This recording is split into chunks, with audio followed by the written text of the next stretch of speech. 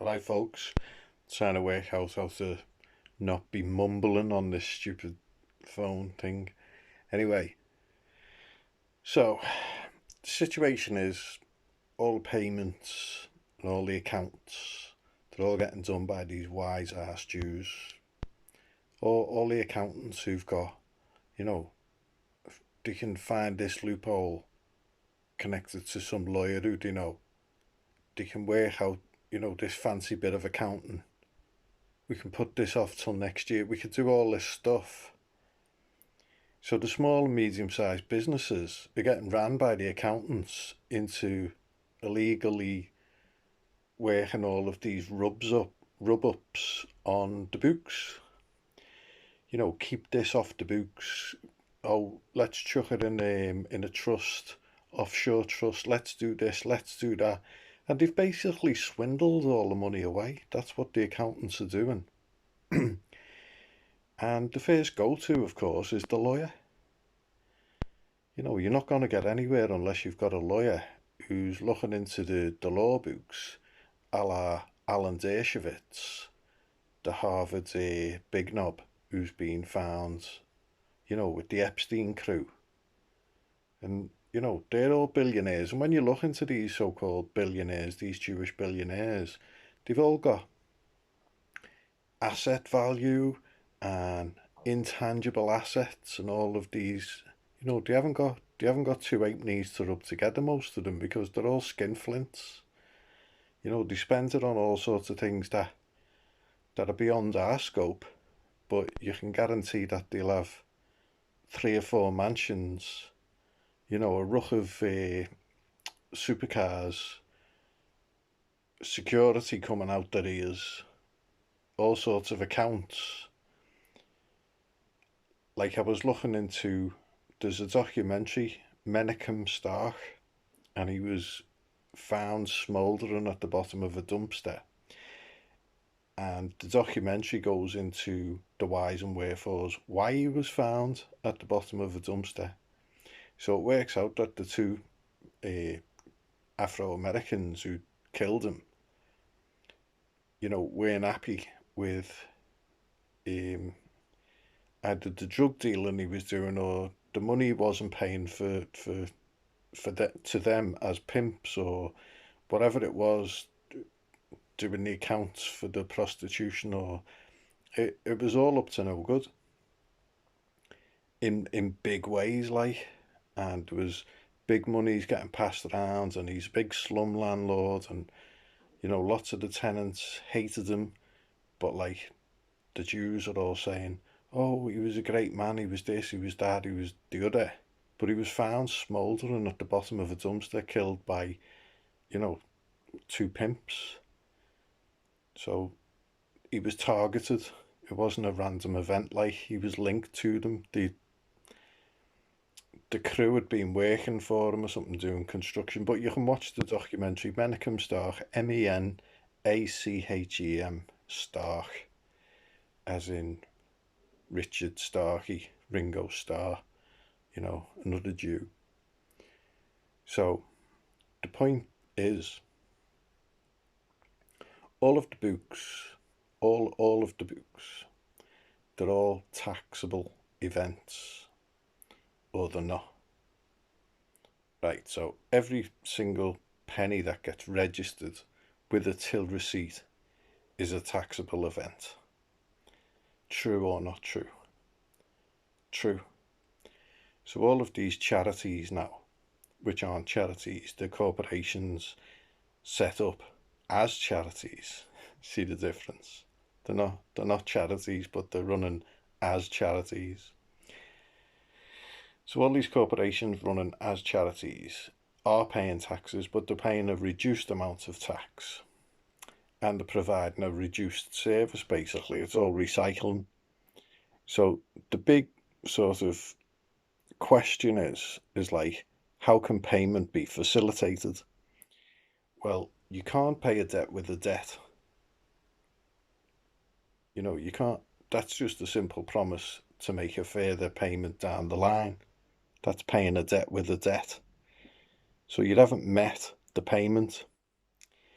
Now, these crummy banker dues and all this globalist internationalism bullshit is all based on this never never, as you might call it, the credit debit system, which is a growing concern. You know, it's not something that happened. It's been growing, and incrementally through the accounts, through the, what do they call it?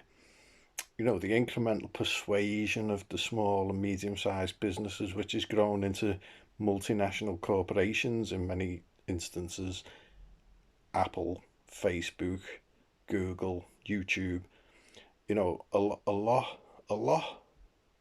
And just so happens that, you know, 90% of them just tend to have a Jew associated with the top running of it. So basically, they've got one account. They've got like their account, the Jewish money account. So that's bottomless, as we've seen how they can fund, you know, radical, subversive, extremist, fundamentalist groups all over the world with so much arms, weaponry, transport, armour, suits, telecommunications, websites. You know, it's just like it's an endless concerted effort that they're making.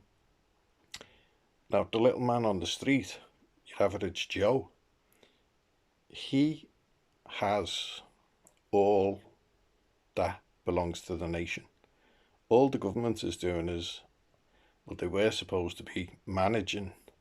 That's what National Socialism would be. You know, they're supposed to manage the country, but now they're all administering the country because they've bankrupted the country, because they've got everyone to agree that no one knows what the hell's going on.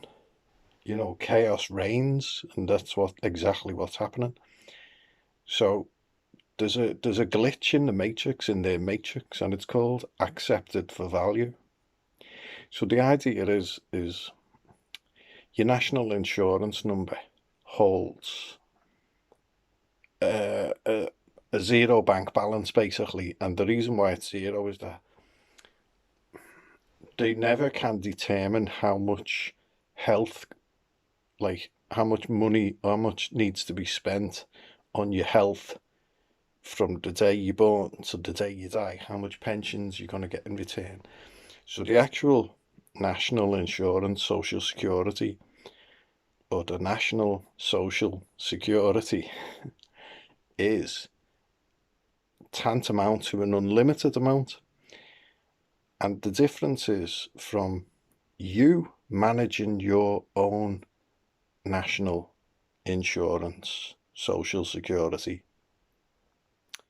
They're administering it, and they're not. It's like the Beverly Hillbillies scenario. If you're familiar with the Beverly Hillbillies, you can soon look it up, and you'll soon see Mr. Drysdale, the banker.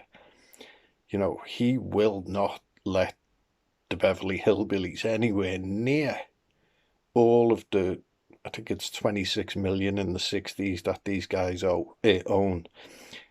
And he will not let them near that money at all, because it's a hit for him. Like, you know, he's well sitting pretty while he's got all of this money that he can dole out.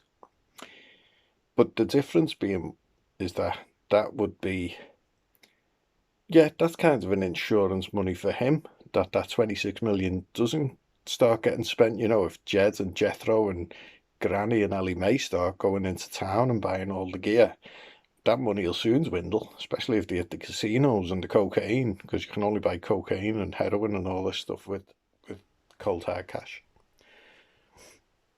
So that's the scenario basically that we're living in, is that you've got unlimited resources, unlimited amounts, and these shyster accountants are telling all these corporations not to send you the bill. They will never send you a bill of exchange of value, because it's all in the central bank transfer system. That's the only currency they'll allow.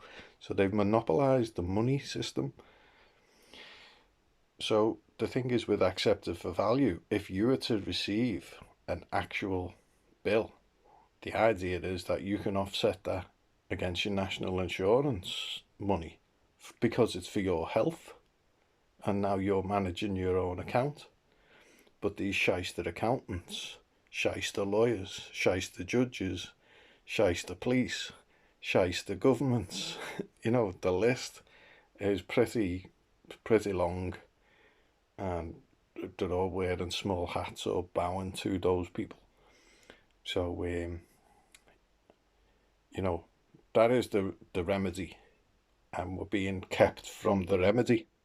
So as long as this COVID-19 goes worse, as it will, because none of the debt is getting met. It's all stacking up, because they're running a crummy debt system. It's a debt money system. So you can't stop a debt money system until you start writing it off against money that is there for your health, which is what the national insurance is, and it's called old money. When they send you these remittance slips and you go and spend whatever coinage or use your card or whatever, when you sign that remittance slip, you've just created new money. And that's where, all their funny business comes in, and they're always after the new money, because the old money would evidence that we have unlimited resources because we are the source of the currency. Anyway, just a little to ponder on, and hopefully the sound works better. I know my voice is a little bit hoarse at the minute, but I've been singing. Cheers. Ciao.